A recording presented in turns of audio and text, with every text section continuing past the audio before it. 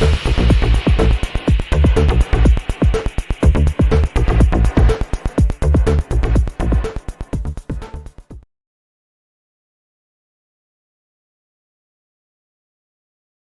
there everybody, and welcome to another video. On today's video I have this Volvo XC70 2008, and it's got a little issue with this exhaust gas recirculation sensor. So these two codes here are pretty much the same. This one here is I'm not sure if it's related, but I'm going to try and tackle these fault codes today. And basically this sensor here, if I look at the data stream here for the intake and look at the EGR position sensor, basically that sensor is sometimes is working and sometimes is stuck. So at the minute it's working, but well, this is what happens to it. Basically it freezes into whatever value it wants to freeze. The other day it was frozen at 50%, and now it's not doing anything. So as the EGR valve is moving, the sensor is not measuring its position, and what happens to the car is it goes into limp mode. So I've got a sensor.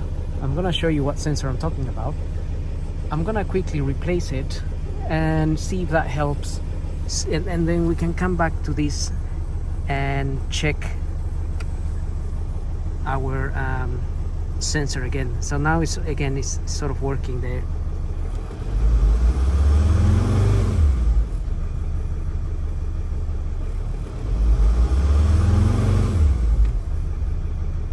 And then it stops again. I don't think it's meant to work like that, but but anyway, I'm gonna swap it and see what happens. And also because as soon as, usually when I delete these fault codes, it usually comes back fairly. So read fault code. Okay, so that fault code remains, which is the exhaust gas recirculation sensor, which I can't delete.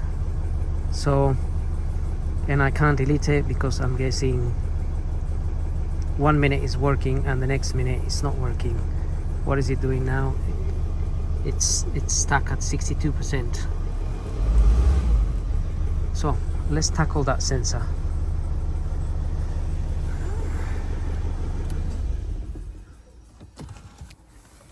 And if you get your bonnet open,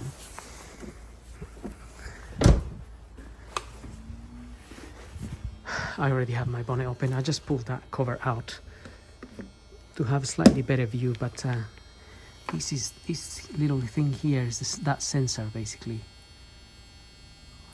and which is that there. So I bought this sort of second hand. You can't quite get just the sensor on its own. You sort of have to buy the whole throttle body section, which I must say is a bit cleaner than mine, but it's still got a lot of carbon in there. But anyway, replacing that whole part I think is quite a job. And if you're really into stripping the entire car to get that changed, then that's fair enough. But if we have a faulty sensor, then it's a fairly simple one. You just have to undo these Torx screws and remove that bit. So that's what I'm going to do. Right, removing this sensor is not particularly hard. It is a little bit fiddly, but I'm gonna disconnect this the plug first, and you may be able to see I already undone the screws there, which is why this is kind of jumping out a little bit. But basically, if we can remove this sensor first.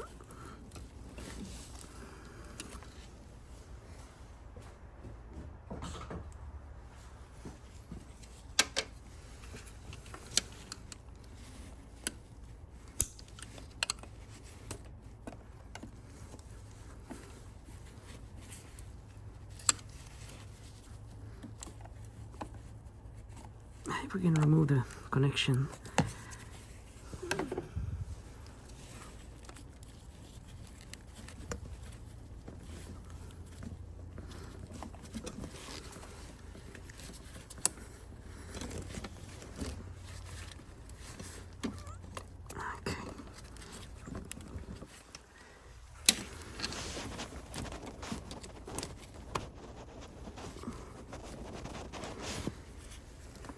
Right, that is out.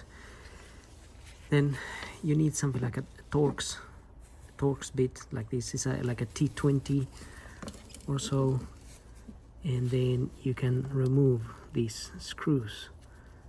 So the most challenging screw is not going to be any of these three, but it's going to be the one that's sitting just in there. Although it's easy to get to, it's just a matter of not dropping it, basically. So obviously I've already undone it, but if you can use a magnet or something like that to get it out, that may help. I think I need to undo it a little bit more.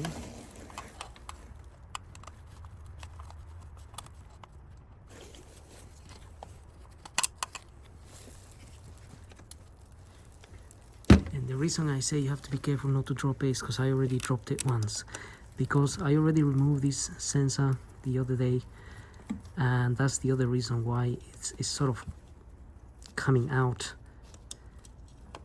It's coming out on its own. But if you remove it the first time, it will not come out on its own like that. It will be stuck in there. So just a heads up there.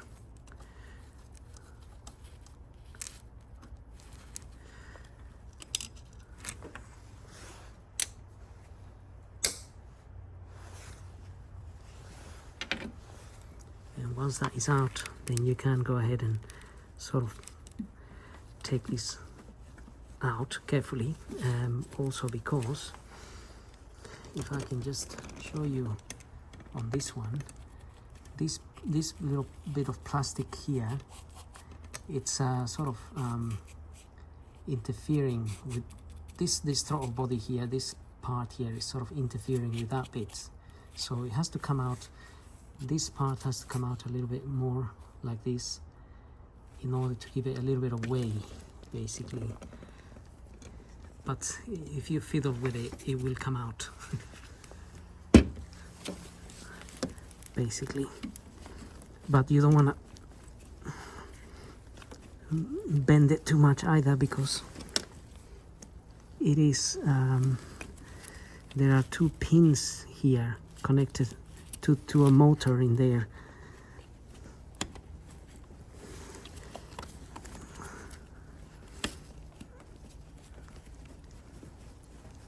But I was able to remove this the other day, so we should be able to get it out.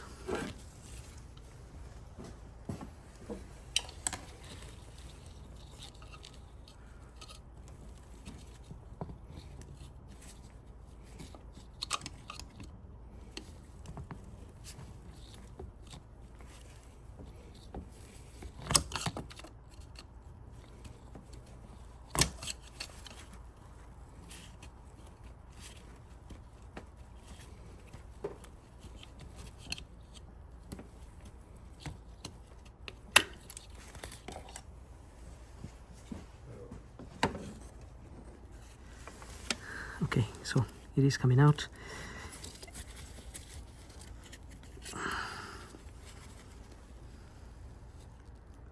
So this technically, this here is the sensor, which sort of moves accordingly as the EGR valve is moving. But so I'm going to remove the other one now, and we can plug it in. Right, I got the other one. Just one thing to note, there are two O-rings here, these green O-rings. I actually lost one on the other one, so because when I took it out, it dropped, and then it went missing forever. But I knew I was getting another one, so now refitting these again is another bit of a fiddle, but we can only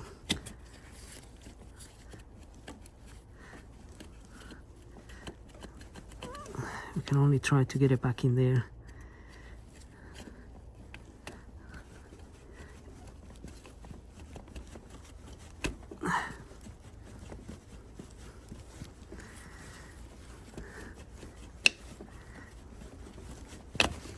Okay,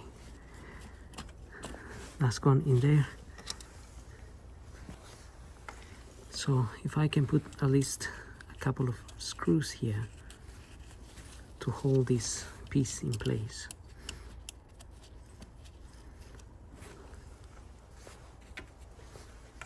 Then we can plug it in and check the readings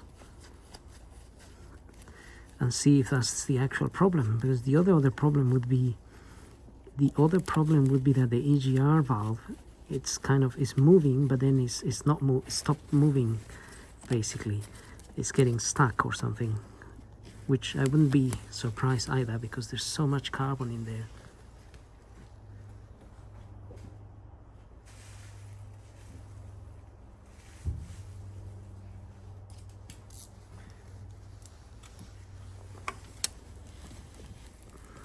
But saying that, I did clean the carbon on that some time ago, and I didn't use the car, to be honest, so it should technically still be a little bit clean, or sort of clean, because it was so dirty that I don't even know. I mean, it could be a faulty EGR. Right, now let's plug this in.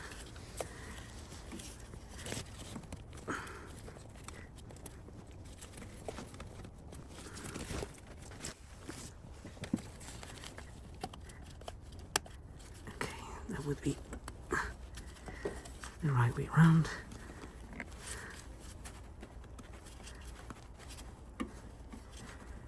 And that is in. Okay, so now we can check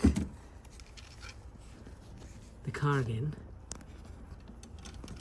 Just get it started, and there's nothing here that's gonna fall. I don't need the light, so let's the other day, I must admit, I actually removed that sensor. I fitted it back in and I couldn't start the car. So I don't know what that was about. But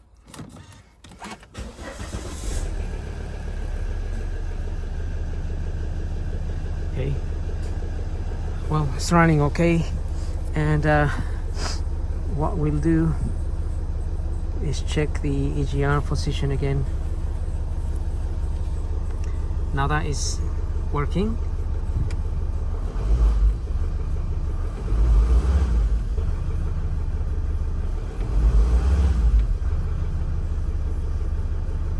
And it appears to be working consistently. The other one was getting stuck. By now it would be getting stuck in whatever number. So now we can see if we can actually delete that fault code. So I'm just going to read fault codes again. So yes, I have that one, and we're going to clear it. Hopefully we can. It says it's been erased, and it has. So that's good news, actually. I am happy with that, because whenever that fault code was coming on, the car was going into limp mode. and it wouldn't accelerate properly. So that was an easy fix actually. Usually they don't go as smoothly as this, but especially because that other sensor was kind of working sporadically. So anyway, having done that, I do hope this video helps. If you are tackling a similar thing with the EGR valve, maybe give you ideas on how to check it and also how to remove it and how to replace it. So it's not a difficult one. It's just a bit fiddly, to be honest. Removing the new sensor from the whole part that I bought was a little bit hard. It was a bit challenging, more challenging than the one that's on the car. So I don't know why, but anyway, as I said, I hope the video helps. Don't forget to like and subscribe, and we'll see you all in the next video. So thank you for watching.